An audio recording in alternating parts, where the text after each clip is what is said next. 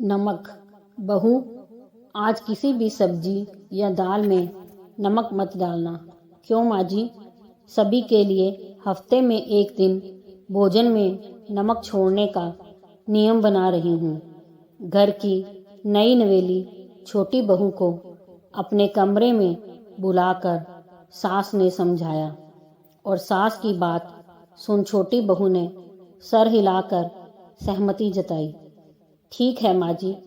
छोटी बहू सास के कमरे से बाहर जाने को मुड़ी ही थी कि सास ने फिर से छोटी बहू को टोका। सुन बहू। जी माँ जी। यह बात तुम किसी को मत बताना। भोजन के वक्त मैं खुद सभी को बता दूंगी। जी माँ जी। घर की छोटी बहू मुस्कुराते हुए अपनी सास के कमरे से बाहर चली गई। छोटी बहू के जाते ही उस घर की बड़ी बहू ने सास के कमरे में प्रवेश किया। माँ जी, लाइए आपके सर में तेल लगा दूं। यह कहते हुए उसने अपने साथ लाई ठंडे तेल की शीशी का ढक्कन खोल हथेली भर तेल उड़ेल लिया और सास ने भी मुस्कुराकर उसका स्वागत किया। माँ जी, आपने आज छोटी को अपने कमरे में बुलाया, कोई खास बात थी क्या? अपनी सास के माथे पर तेल की चंपी करती बड़ी बहू ने जानना चाहा। डांटने के लिए बुलाया था मैंने उसे। क्यों? हर रोज भोजन में नमक ज़्यादा डाल देती है। आपने अच्छा किया माँ जी। उसे रसोई नहीं आती, लेकिन यह बात वह मानने को तैयार नहीं। बड़ी बहू की बात सुनती सास चुप रही, कुछ बोली नहीं। लेकिन बड़ी बहू ने अपनी मन की बात सास के सामने रखी। माँ जी, आप कहें तो मैं फिर से रसोई संभाल लूं और उसे साफ सफाई जैसे बाहर के काम जो आजकल मैं करती हूँ आप उसे दे दीजिए। नहीं, अभी नहीं, आज भर देख लेती हूँ।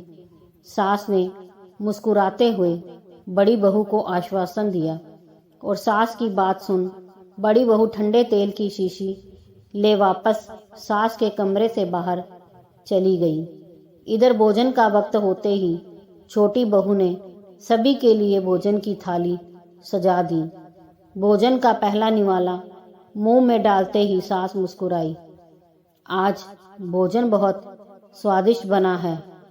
वहीं रसोई के दरवाजे के पर्दे की ओट में खड़ी छोटी बहू को आश्चर्य हुआ, क्योंकि उसकी सास के साथ साथ घर के सभी सदस्य भी बड़े मन से बिना कोई नमक की शिकायत किए स्वाद लेकर भोजन कर रहे थे।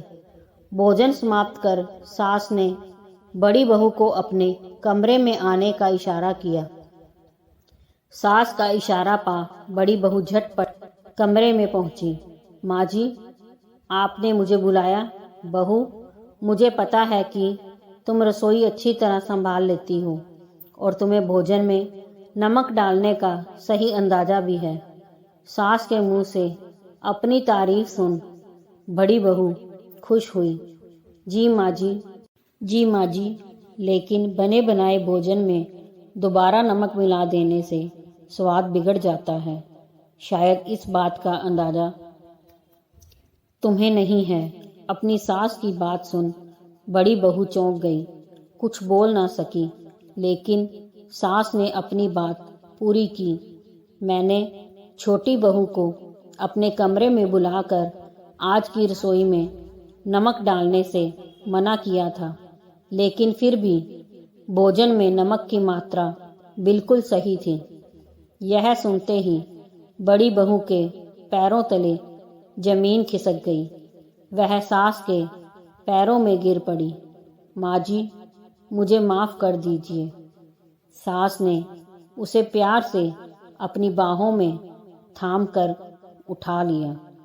बहू, तुमने अपनी गलती मानी, यही बड़ी बात है। लेकिन फिर भी मैं आज से घर के कामों के बंटवारे में एक संशोधन कर रही हूँ। बड़ी बहू सर झुकाए खड़ी रही, लेकिन सास ने अपना फैसला सुनाया। आज से तुम घर की साफ सफाई के साथ साथ रसोई में जाकर भोजन बनाने में छोटी बहू को मदद भी किया करोगी, ताकि वह तुम्हारी तरह नमक का सही अंदाजा सीख सके। सास की बातों में स्वीकृति भाव से सर हिला आत्मग्लानि से भरी अपनी सास के कमरे से बाहर निकली। बड़ी बहू ने रसोई में जाकर अपनी देवरानी को गले लगाया। मुझे माफ़ कर दो छोटी।